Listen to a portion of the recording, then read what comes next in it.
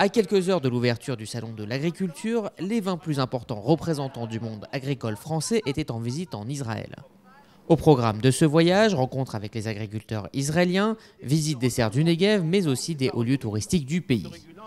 Une initiative de la Fondation France-Israël présidée par Nicole Gage. Objectif, faire évoluer l'image du pays, mais aussi d'échanger sur les techniques développées par Israël pour répondre aux défis agricoles de demain. L'agriculture française, c'est vraiment notre fleuron, c'est notre grande fierté. Mais pourtant, aujourd'hui, elle est exposée à une crise également qui tient à des questions économiques, mais aussi à des questions environnementales. Et lorsque l'on sait qu'en Israël, eh bien, depuis la naissance de ce pays, s'opposent des questions environnementales, de sécheresse, d'aridité, etc., eh bien, ce qui est fait en Israël en matière d'innovation, de micro-irrigation, est quelque chose qui intéresse aujourd'hui les Français au premier chef. C'est donc tout naturellement par la visite de Netafim que se terminent ces 4 jours de voyage en Terre Sainte. Les méthodes d'irrigation les plus modernes. Cette entreprise est le leader mondial dans le secteur de l'irrigation au goutte à goutte, une technicité qui n'a pas laissé indifférents les producteurs français. La technicité, je dirais, du peuple israélien vis-à-vis justement du système goutte à goutte, comment implanter en plus des légumes dans un désert, comment faire fructifier ça, c'est quelque chose quand même qui est extraordinaire, donc ça m'a quand même marqué.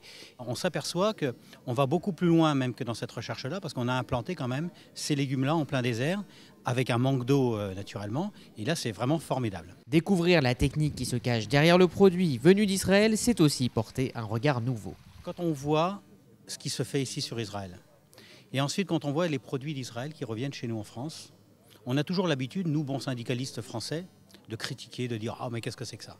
Et quand on vient ici, qu'on regarde comment est cultivé le produit, je pense qu'il faut voir les choses autrement. C'est-à-dire que c'est le produit avant tout qu'il va falloir mettre en avant sur l'ensemble de nos territoires pour rassembler les peuples et pouvoir nourrir la planète. Les multiples rencontres de cette semaine agricole sont les prémices de partenariats futurs entre les deux pays. Je trouve qu'aujourd'hui, le partenariat que nous pouvons avoir avec justement les Israéliens est une chose très importante. Donc nous avons visité des centres de recherche très pointus, des kibboutz aussi qui étaient à la pointe justement du progrès. Et je trouve que cette réunion ici en Israël est une réunion qui permet justement de découvrir d'excellentes choses et aussi le bon travail que font les Israéliens par rapport à tous ces problèmes de maîtrise de l'eau. Au-delà de l'aspect professionnel, les visites culturelles et la rencontre avec les populations ont amené les représentants du monde agricole français à porter un regard différent sur Israël. Il y a là déjà un pays ouvert, démocratique et des gens qui sont extrêmement accueillants, qui aujourd'hui luttent à leur façon contre l'adversité parce que construire et faire de l'agriculture dans le désert, sur des sols arides, c'est un sacré défi et on a des leçons à prendre. La visite à Jérusalem a été aussi un moment fort et elle nous a réveillés un petit peu et a éveillé nos sens de dire arrêtons peut-être de nous plaindre, nous aussi, peuple français, parce qu'on n'a pas autant souffert que le peuple israélien. Et aujourd'hui, on a une bonne leçon d'histoire.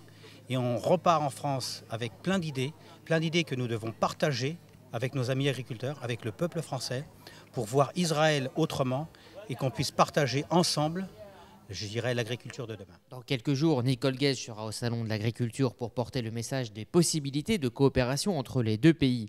Mais les meilleurs ambassadeurs restent les agriculteurs eux-mêmes. Aujourd'hui, c'est vrai que pour nous, c'est important de faire passer un message la semaine prochaine aux agriculteurs français, leur dire qu'en Israël, il existe un potentiel de relations économiques. Et ça, je pense que c'est notre devoir à nous, aujourd'hui, professionnels, d'aller demain porter ce message à tous les producteurs français, mais peut-être au plus large que même aux producteurs de toute la planète. C'est bon.